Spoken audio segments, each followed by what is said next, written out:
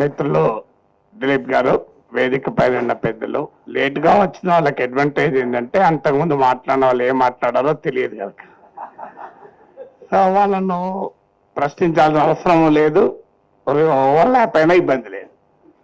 అయితే కాంగ్రెస్ పార్టీ తరఫున వచ్చిన రియాజ్ గారు 2 మాటలు మాత్రం నాకు అర్థమైంది, నేను విన్నాను పొరపాటున. ఒకటి, అమర్త్య సేన్ మాకు స్ఫూర్తి అన్నారు, సమీర్ అమీన్ సెంటర్ పెరిఫరీ అన్నారు.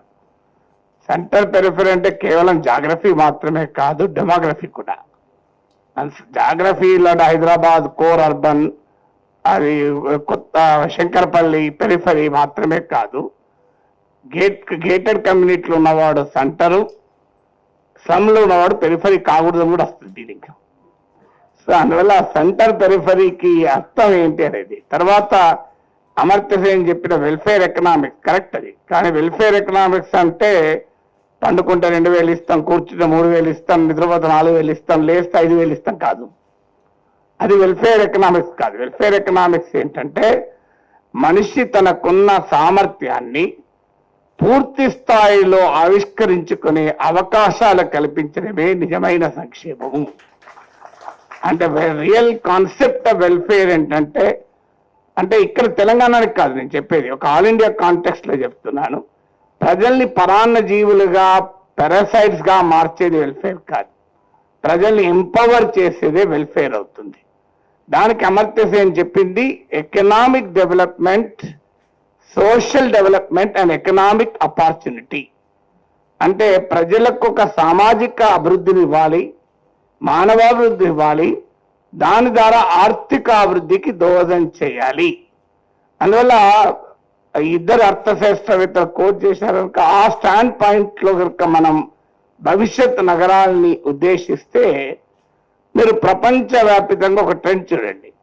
న్యూయార్క్ నుంచి లాస్ ఏంజల్స్ వరకు, మీకు జోహరన్ మందాని నుంచి నిత్యా వరకు, బార్సిలోనా నుంచి మాంట్రియాల్ వరకు ప్రపంచవ్యాప్తంగా వస్తున్న ఒక ట్రెండ్, ఒక క్వశ్చన్ ఏంటంటే సిటీ ఫర్ హూమ్, నగరాలు ఎవరి కోసం. నేను 6 నెలల క్రితం శాన్ ఫ్రాన్సిస్కో వెళ్ళాను. మీ అందరికీ తెలుసు శాన్ ఫ్రాన్సిస్కో అనేది ప్రపంచంలో అత్యంత ఆధునిక సాంకేతిక రంగానికి కొలువు తీరిన గడ్డ. అది కాలిఫోర్నియా స్టేట్ లో గూగుల్, మెక్ లాంటి టాప్ కంపెనీస్, ఒక స్టార్టప్ క్యాపిటల్. ఎక్కడక్కడ గాలిని పీల్చినా స్టార్టప్ ఇన్నోవేషన్ వినబడుతుంది, అక్కడ చెట్టును కదిలించినా ఇన్నోవేషన్ అంటది.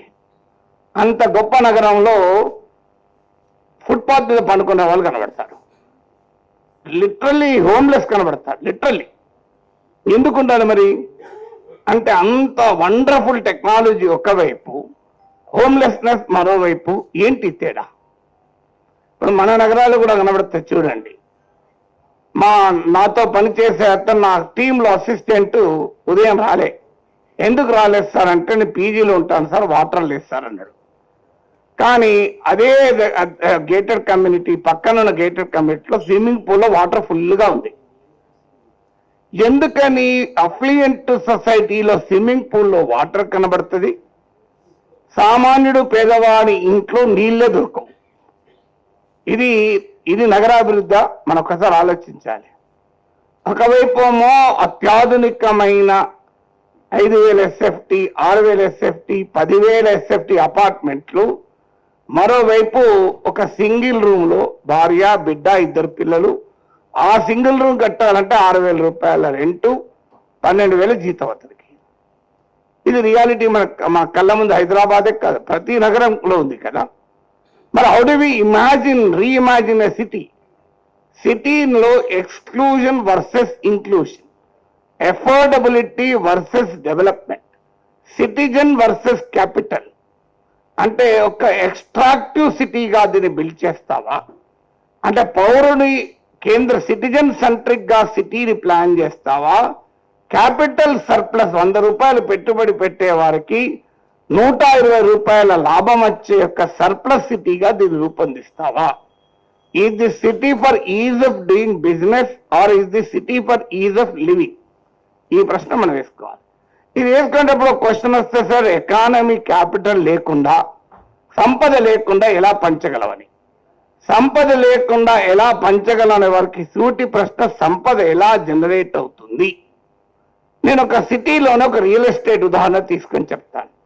10,000 ఎస్ఎఫ్టీ, 5,000 ఎస్ఎఫ్టీ ఉన్న ఇల్లు 20 కడితే అతను రియల్ ఎస్టేట్ ఇన్వెస్ట్మెంట్ ఎంత? కార్పొరేట్ ఏరియా 1,00,000 ఎస్ఎఫ్టీ, 20 into 5,000 అంటే 20 ఇల్లు కట్టాడు, 5,000 ఎస్ఎఫ్టీ ఒక్కొక్కటి అంటే 1,00,000 ఎస్ఎఫ్టీ కట్టాడు.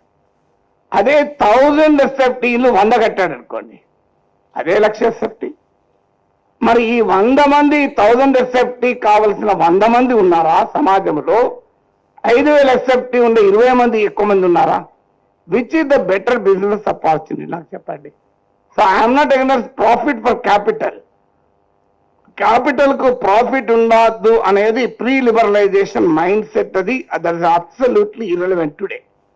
ఎందుకు ఇర్రెలవెంట్ అంటున్నా అంటే, without capital and without surplus per capital you cannot create wealth. If you cannot create wealth, you cannot create equity also. అందువల్ల ఇవాళ వెల్త్ సృష్టించాలంటే క్యాపిటల్ కు, బిజినెస్ కు సర్ప్లస్ కావాల్సిందే. అది ఏ సర్ప్లస్? ఇవాళ ఇండియన్ ఎకానమీలో చూడండి, బడ్జెట్ కార్లోమో అమ్ముడుపోవడం లేదు, లగ్జరీ కార్లోమో అమ్ముడుపోతున్నాయి. మీరు ఎనీ కార్ షోరూమ్ వెళ్ళండి, నేను వెళ్ళి అడిగి చెప్తున్నా, 1 crore అబౌవ్ ఉన్న కార్లు అసలు దొరకడమే లేదు.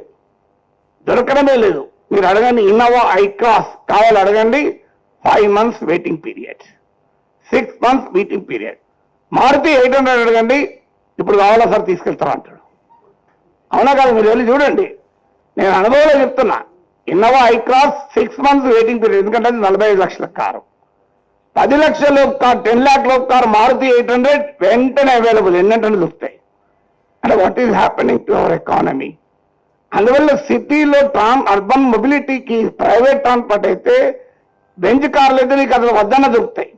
మీకు టాప్ ఎండ్ కార్లు తీసుకోండి, మీరు BMW ఎన్నటండి దొరుకుతాయి. ఎందుకు? డిమాండ్ ఏంటి? ఇలా లగ్జరీ విలాస్ దొరుకుతున్నాయి, అమ్ముడుపోతున్నాయి. 1000 ఎస్ఎఫ్టీ, 1200 ఎస్ఎఫ్టీ ఉన్న ఇల్లు అమ్ముడుపోతలేవు. మీరు ఇన్వెంటరీ చూడండి, కావాలంటే ఎవరన్నా రియల్ ఎస్టేట్ వాళ్ళ వాళ్ళు అడగండి, చెప్తారు. అసలు చిన్న సైజు ఇళ్లలో డిమాండ్ లేక ఇన్వెంటరీ ఖాళీగా ఉంది. పెద్ద సైజు ఇళ్లకోమో హెవీ డిమాండ్ ఉంది. ఎందుకుంది ఇది? దీనికి కారణం ఏంటంటే అఫోర్డబిలిటీ క్రైసిస్. హైదరాబాద్ లో ల్యాండ్ రేట్లు పెరిగిపోయి 1,000 ఎస్ఎఫ్టీ కూడా నువ్వు కొనలేని పరిస్థితి. ఎందుకు ఇదంతా చెప్తున్నాడంటే, కాంగ్రెస్ ప్రభుత్వం నెహ్రూవియన్ మోడల్ నమ్ముతుంది కనుక. జవహర్లాల్ నెహ్రూ చండీగఢ్ సిటీని ప్లాన్ చేసేటప్పుడు మనందరూ తెలుసు, ఇది one of the greatest plan cities in India.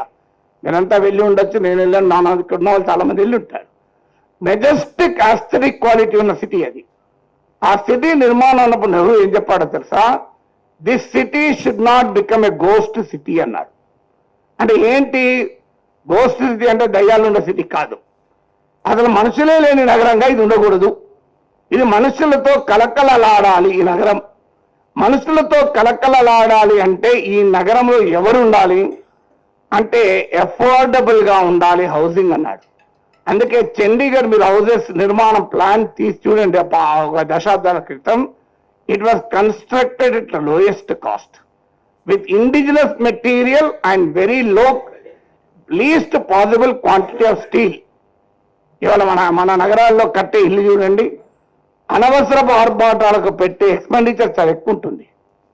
So అందువల్ల మొదటి క్వశ్చన్ ఏంటంటే, అది ఫ్యూచర్ సిటీ కాదు. నేను ఫ్యూచర్ సిటీస్ గురించి మాట్లాడుతున్నాను, కేవలం హైదరాబాద్ ఫ్యూచర్ సిటీ కాదు. అంటే whether it will be unaffordable city or an elite city, whether it be a ghost city or whether it is the people's city. ఇదొక అంటే కొద్ది మంది హై సెగ్మెంట్, లగ్జరీ సెగ్మెంట్ ప్రజలకు క్యాటర్ అయి క్యాపిటల్ సర్ప్లస్ క్రియేట్ చేస్తుందా, mass of the middle class కు క్యాటర్ చేస్తూ surplus సృష్టిస్తుందా? రెండు సర్ప్లస్.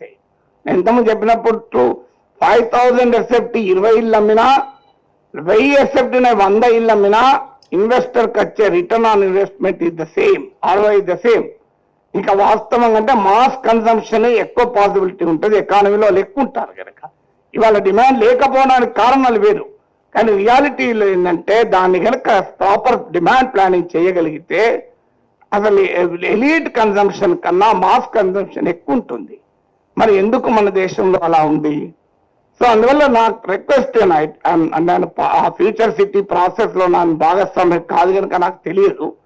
కానీ my appeal to the future city plan చేస్తున్న గవర్నమెంట్ నా అపీల్ ఏంటంటే, make it A people city, make it an affordable city. Affordable ఏంటంటే పేదవాడికి అఫోర్డబుల్ ఎట్లయితే సార్ మీరు బడే చెప్తారంటే, పేదవాడికి అంటలేను, మిడిల్ క్లాస్కి అఫోర్డబుల్ చేయండి సరిపోతుంది.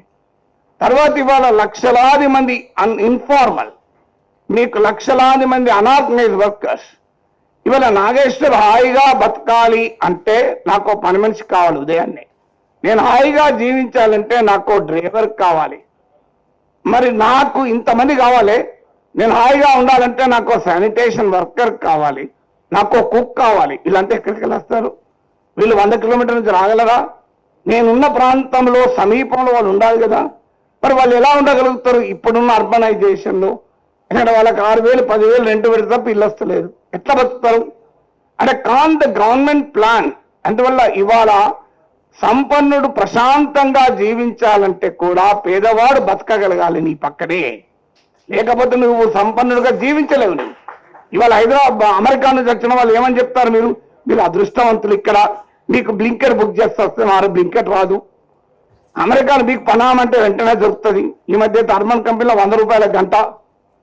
అసలు ఇంత కన్వీనియంట్ మీకు ఏదంటే దొరుకుతుంది, మాకు దొరకదు, అని మేమే బోర్డు కొనుక్కోవాలి అంటారా? ఎంత డబ్బు ఉన్నాడైనా, నేను సాఫ్ట్వేర్ ఇంజనీర్ విత్ ఎంత అంటే $5 lakh, $500K బోర్డులు నేనే తొక్కుకుంటా. 500K ఉన్నవాడు కూడా బోర్డు తొక్కుకుంటాడు, ఇంట్లో బట్టలు ఉతుక్కుంటాడు, ఇల్లు క్లీన్ చేసుకుంటాడు, కార్పెట్ క్లీనింగ్. తప్పదు, మంచిదే, నేరమేం కాదు, డిగ్నిటీ ఆఫ్ లేబర్. కానీ ఎందుకు అది జరుగుతోంది అంటే, because there are no people to work there. ఇక్కడ మన దగ్గర ప్రజలు ఉన్నారు పనిచేసేవాళ్ళు, కానీ వాళ్ళు మన పక్కన జీవించగలగాలి కదా. దీని కొరకు ఇప్పుడు గవర్నమెంట్ ఆఫ్ ఇండియా గతంలో రెంటల్ హౌసింగ్ అన్నారు. ఎక్కడ హైదరాబాద్ చూసారా? అందువల్ల రాష్ట్ర ప్రభుత్వం విజ్ఞప్తి, మీరు ఫ్యూచర్ సిటీలో ఒక హ్యూజ్ రెంటల్ బిల్డింగ్ కాంప్లెక్స్ కట్టి, ఇలాంటి అంటే అర్బన్ సిటీలో నివసించే వారికి సర్వీసెస్ అందించేటువంటి సామాన్యుడికి సరసమైన ధరకు అకామిడేషన్ కల్పించలేరా? ఉంటే కనీసం లేదు 2,000, 3,000, 5,000 కట్టి వాళ్ళు దే కెన్ లివ్. వాళ్ళు మీరు ఓనర్షిప్, మళ్ళీ మన దగ్గర ప్రాబ్లం ఏంటంటే ఓనర్షిప్ ఇచ్చేస్తారు, ఎందుకంటే ఓట్లు చూడాలి కదా. ఓనర్షిప్ ఇచ్చిన తర్వాత అతను ఏమవుతాడు, పేదవాడిపై డబ్బున్న వాడు అవుతాడు. జూబ్లీలో 50 గజాలు ఇచ్చేస్తుంది అనుకోండి, నేను మొత్తం ప్రొఫెసర్ జాబ్ కూడా వదిలేసి వెళ్ళిపోతా, ఎందుకంటే అంతకన్నా ఎక్కువ నాకు ఉండదు. జూబ్లీలో 50 గజాలు ల్యాండ్ ఇస్తారంటే రియాజ్ నాయకత్వంలో నేను పేదవాడిగా మారటానికి సిద్ధం. సరిపోతుంది నాకు 50 గజాలు, ఏమున్నది బాబా, సో అయిపోతుంది. సో అందువల్ల అది కాదు నేను చెప్పేది. ఎందుకు ఎంతమంది క్రియేట్ చేయగలవు అంటే, నేనేమి ఇళ్ళకి ఇవ్వడానికి పేదలకు వ్యతిరేకం కాదు, కానీ అవకాశం ఉన్న చోటు ఇవ్వండి, ప్రాబ్లం లేదు. అవకాశం లేని చోటు అట్లీస్ట్ ఎఫోర్డబుల్ అకామిడేషన్ కల్పించలేము మనం. సో ఇలా అందువల్ల ఫస్ట్ కాన్సెప్ట్ ఏంటంటే, అన్ఈక్వల్ సిటీ నిర్మిస్తావా, ఈక్వల్ సిటీ నిర్మిస్తావా, ఎఫోర్డబుల్ సిటీ నిర్మిస్తావా, ఎలీట్ సిటీ నిర్మిస్తావా, ఇంక్లూజివ్ సిటీ నిర్మిస్తావా, ఎక్స్క్లూజివ్ నిర్మిస్తావా ఆలోచించాలి. అంటే let the city be citizen centric rather than capital centric. Citizen centric గా ఉండి క్యాపిటల్ సర్ప్లస్ పొందుతుందా, క్యాపిటల్ సెంట్రిక్ గా ఉండి క్యాపిటల్ సర్ప్లస్ పొందుతుందా? I'm not against surplus for capital, but the manner in which you generate surplus with the capital is the question here. తర్వాత final గా, is it climate extracting సిటీనా, climate resilient సిటీనా? Singapore లో నీళ్లు కూడా దొరకవు కానీ పార్కులు ఉంటాయి. మన వాళ్ళు మాట్లాడితే సింగపూర్ అంటారు. సింగపూర్ లో ఏం నేర్చుకున్నారు? ఒక అతను బీజింగ్ పోయి 2 మనుషులు వచ్చారు, నేను అడిగాను ఎలా ఉందని. ఒక మనిషి, ఏమి రోడ్లు సార్, 150 కిలోమీటర్ల వేగం పడారు కదా సార్, ఎంత హాయిగా ఉంటుంది సార్ అన్నాడు. ఇంకో అతను, అక్కడ ఎవ్వరు చెప్పులు కూడా కనవలేదు సార్ అన్నాడు. ఈ రెండిట్లలో తేడా అదే. And how do you see a city growth? ఒక సిటీ గ్రోత్ ఎలా ఉండాలన్నప్పుడు మీకు ఆశ్చర్యం, సింగపూర్ లో రీసైకిల్డ్ వాటర్ తో సెమీ కండక్టర్ ఇండస్ట్రీ నడుస్తుంది. Can imagine? మన రీసైకిల్ వాటర్ తో స్నానం కూడా చేయలేవు, సెమీ కండక్టర్ తర్వాత. అసలు ఏంటి మరి ఆ కంట్రీ ఎందుకు సాధించగలిగింది అట్లా? సింగపూర్ సిటీతో మనం సింగపూర్ లో లేని కరప్షన్ లేని సమాజాన్ని మాత్రం చూడము, డెవలప్మెంట్ మాత్రమే చూస్తాం. అక్కడ మన సింగపూర్ సిటీలో ఉండే పొలిటికల్ అకౌంటబిలిటీ ఏంటి? సో సింగపూర్ సిటీ ఎందుకు అలా ఉండగలదు? రీసైకిల్ వాటర్ను సెమీ కండక్టర్ ఇండస్ట్రీకి వాడగలిగితే, మనము ఫిల్టర్డ్ గోదావరి కృష్ణా వాటర్ సరిగా ఉంటే చాలు. అది కూడా ఫిల్టర్ చేసుకోలేక తాగలేము ఇట్లా. మరి ఈ పరిస్థితి ఎందుకు ఉండాలి? అందువల్ల బేసిక్ పబ్లిక్ ఎమ్యూనిటీస్ ను, పబ్లిక్ యూటిలిటీస్ ను పబ్లిక్ గూడ్స్ గా చూస్తావా, ప్రైవేట్ గూడ్స్ గా చూస్తావా? తర్వాత అర్బన్ కామన్స్ అంటారు, అంటే పార్కులు, వాకింగ్ ప్లేస్లు, రోడ్లు, ఇవన్నీ ప్రజలందరికీ అందుబాటులో ఉంటావా? 70% ఆఫ్ ద సిటీ జనం పబ్లిక్ ట్రాన్స్పోర్ట్ పైన ఆధారపడితే అది లివబుల్ సిటీగా ఉంటుంది. హైదరాబాద్ లో ఐ డోంట్ థింక్ ఈవెన్ 30%. అందువల్ల క్లైమేట్ రెసిలియంట్ సిటీగా బిల్డ్ చేయాలి తప్ప క్లైమేట్ ఎక్స్ట్రాక్టింగ్ సిటీగా బిల్డ్ చేస్తే చాలా ప్రమాదకరమైన పరిస్థితులు వస్తాయి. అందువల్ల letters have a clear focus. అందువల్ల బిజినెస్ కన్సల్టెంట్లు, పెద్ద పెద్ద బిజినెస్ కన్సల్టెంట్లు సిటీ డెవలప్ ప్లాన్ చేయడం కాదు, సామాన్యుడి కష్టాలు తెలిసిన, కన్నీళ్లు తెలిసిన వాళ్ళు సిటీ ప్లానింగ్ ప్రాసెస్ లో భాగస్వామైనప్పుడు మాత్రమే ఆ సిటీ లివబుల్ సిటీ అవుతుంది, లేకపోతే అది బిజినెస్ డ్యూయబుల్ సిటీగా మాత్రమే వెళ్తుంది. దిలీప్ గారి అవకాశం ఇచ్చినందుకు ధన్యవాదాలు చెప్తూ థ్యాంక్ యూ వెరీ మచ్.